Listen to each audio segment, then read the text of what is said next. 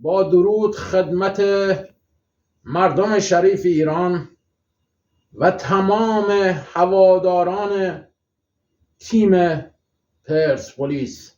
متاسفانه تیم پرسپولیس با مدیریت آقای درویش و بازیکنان بیکفایتی که در تیم پرسپولیس هستند آبروی ایران و ایرانی را در کل جهان بردنه.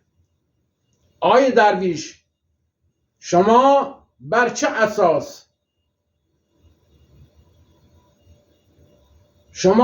اساسی بازیکنان بیکفایتی امثال علی علیپور و ایوب املود و جاو و دیگران که نمیشه حالا من اینجا نامشون رو ببرم، شما بر چه اساسی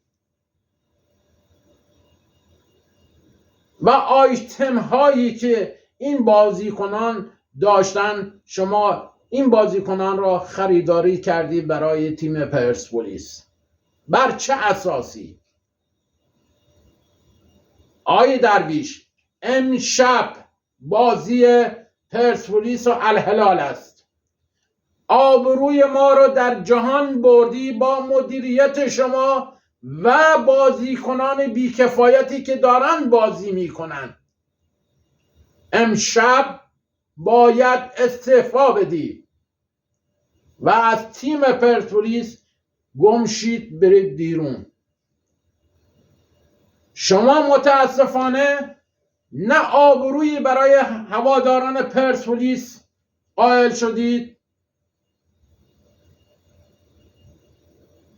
بلکه آبروی ما رو در آسیا و جهان بردید با مدیریتی شمای بیغیرت. تیم‌های عربستانی رو نگاه کنید، ببینید چه هزینه‌ای میکنن و چه بازیکنان با کیفیتی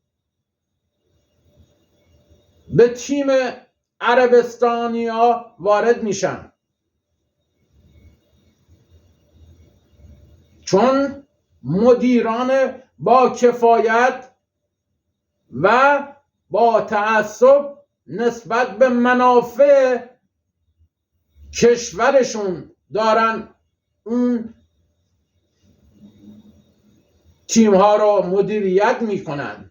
متاسفانه مدیران امثال درویش و دیگران نه تنها منافع ایران و ایرانی براشون مهم نیست، ارق ملی ندارن.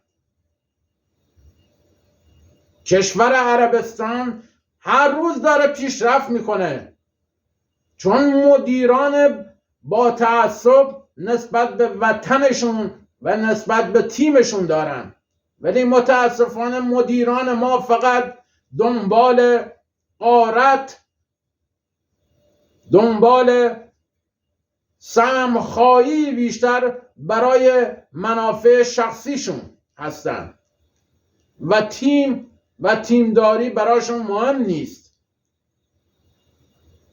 ارق ملی ندارن به وطنشون،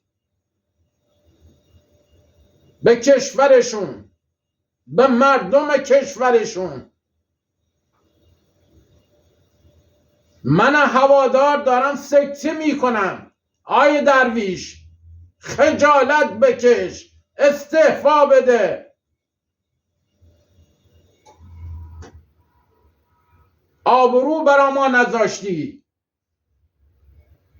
تا کی باید صبر کنیم؟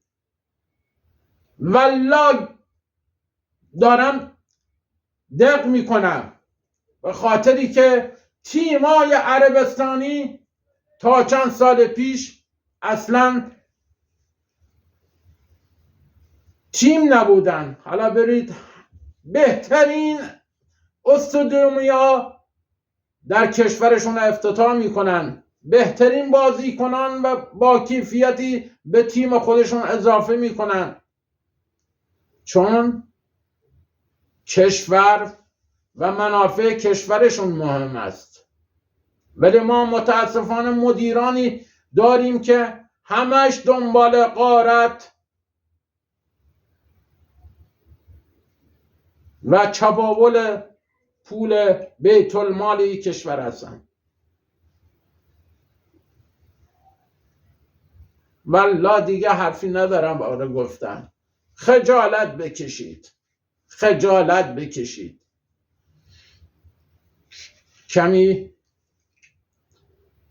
کمی واسه کشورتون دل بسوزونید. بی غیرتا